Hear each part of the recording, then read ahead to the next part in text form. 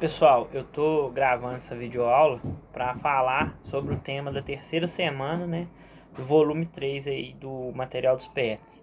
Terceira semana pro segundo ano fala sobre o seguinte tema, né, produção e consumo. Bom, a gente vem falando sobre o tema da estrutura fundiária, agrária brasileira, né, e tudo mais. Eu já falei, então, ou seja, do setor primário, né, basicamente aí da economia.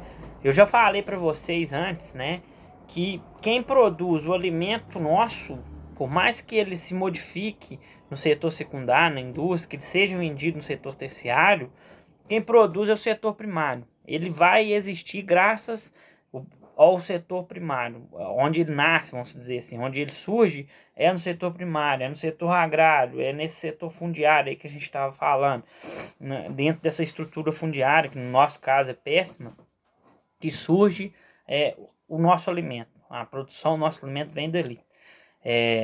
Vem muito da agricultura familiar, vem do agronegócio. O agronegócio, inclusive, se aproveita muito da agricultura familiar para produzir, né? Ele compra em preços baratos e tudo mais da agricultura familiar.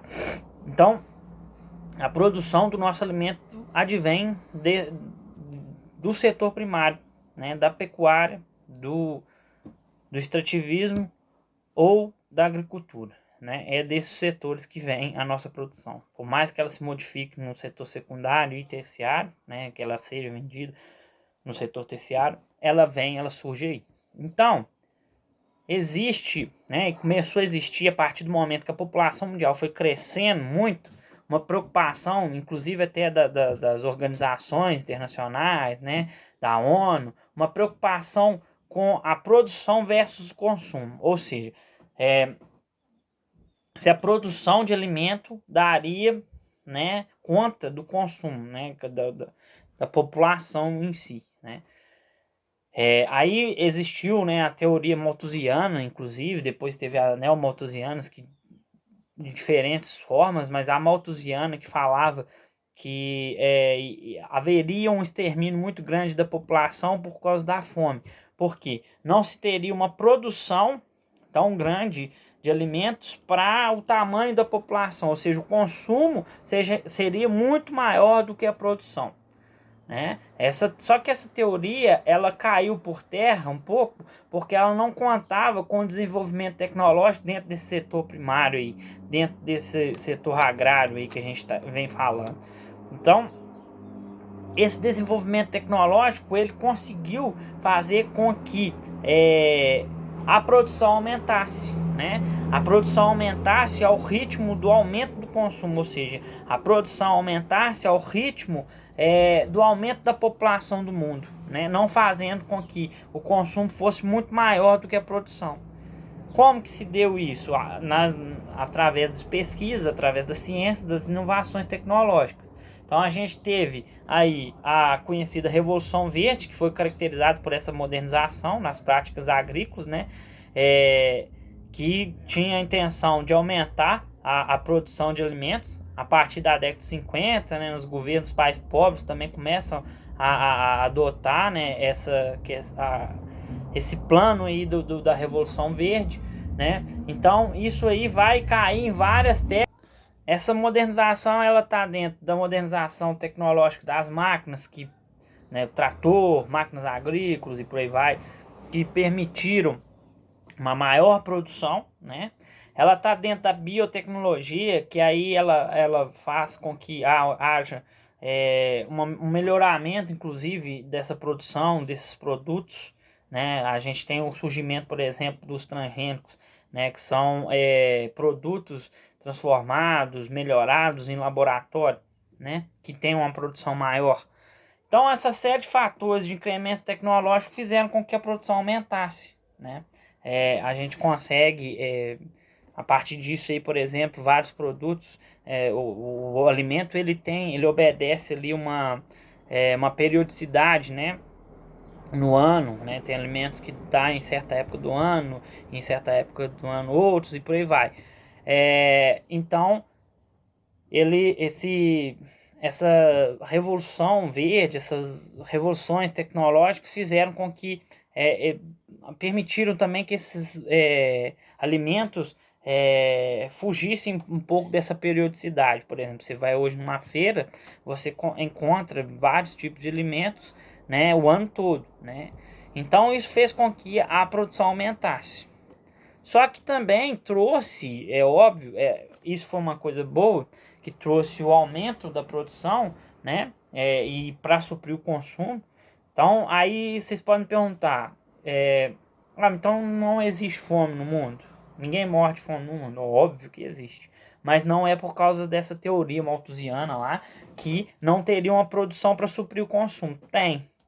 Só que, infelizmente, a gente infelizmente existe, né, algo que é a chamada desigualdade social. Né? Apesar de ter essa produção que supre o consumo, ou seja, tem uma produção muito grande, não são todas as pessoas que têm a capacidade de consumir o dinheiro, o poder aquisitivo. Aí, isso por causa da má distribuição de renda, da desigualdade social em si.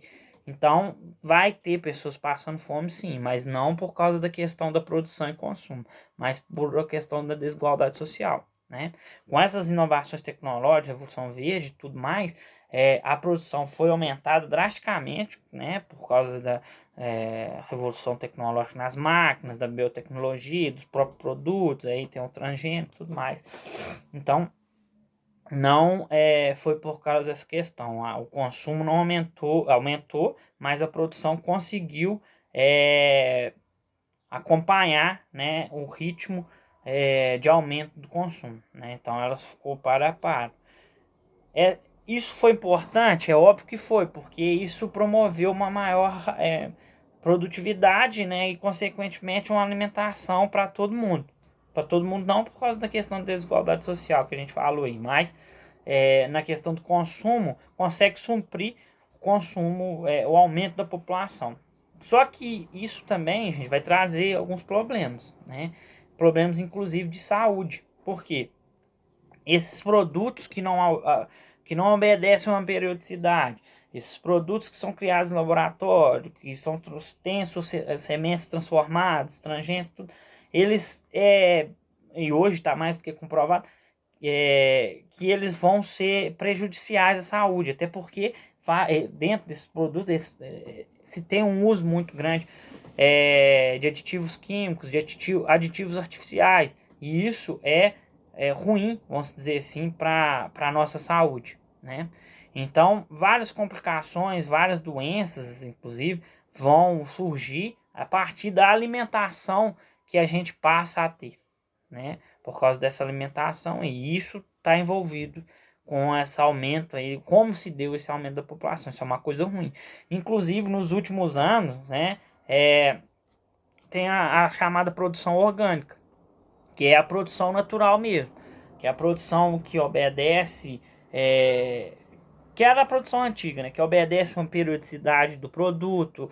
O produto vai crescer de uma forma natural, sem aditivos químicos, sem ser transgênico. Então é um crescimento natural mesmo daquele produto. Inclusive na pecuária tem isso, né? A pecuária também passou por essa tecnologia, criação de frango, gado, tudo mais, com o melhoramento desses animais, né, para aumentar a produção também, né, de alimentos dentro da pecuária.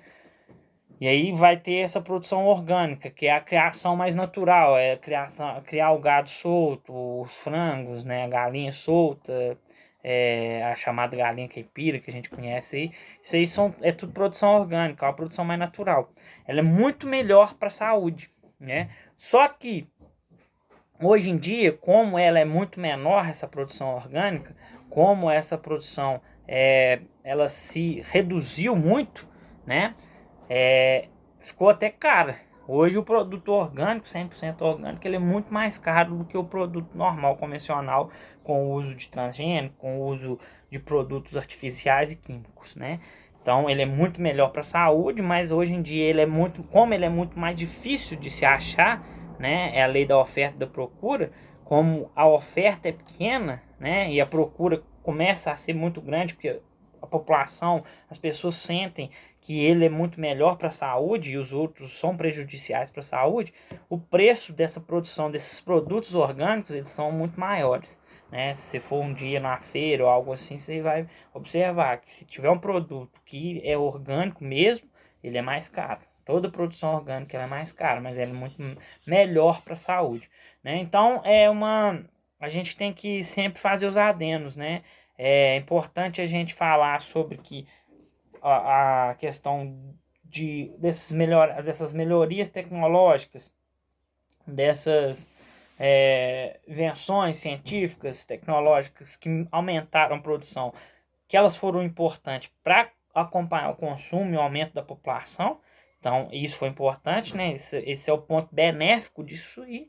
E o ponto maléfico, né? O ponto ruim é que o uso intenso desses produtos químicos aí é prejudicial, prejudicou e prejudica muito a nossa saúde, né? Uma alimentação muito menos saudável, ok? Então é isso aí, pessoal. A matéria dessa semana é essa. Assistam a aula e façam as atividades da semana 3.